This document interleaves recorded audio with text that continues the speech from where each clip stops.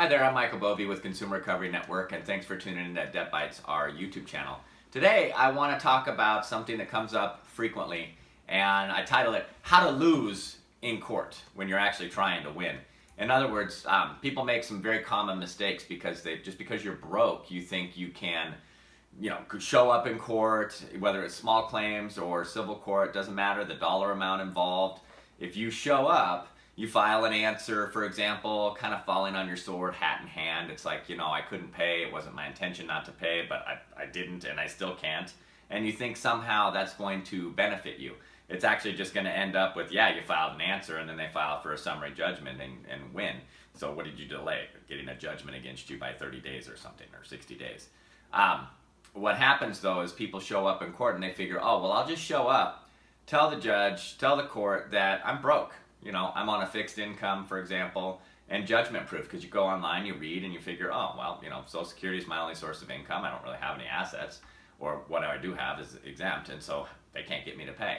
And you think that is going to, quote unquote, give you the win, but no. So the court is there to decide a controversy.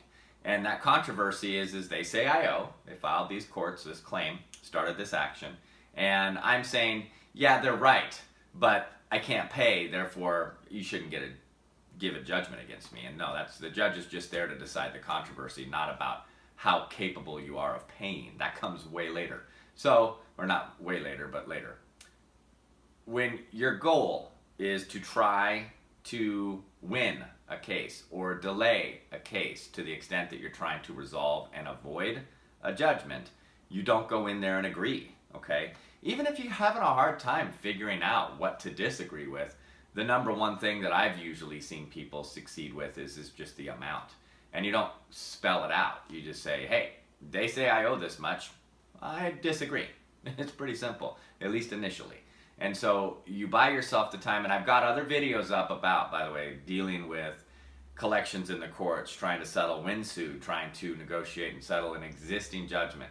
But let's stay focused and just understand that falling on your sword, hat in hand, or saying, yeah, okay, but I'm too broke to pay and I may stay that way, is not going to yield anything but typically a judgment against you. So use some of the other videos if your goal is to try and delay and or resolve the case out of court without a judgment.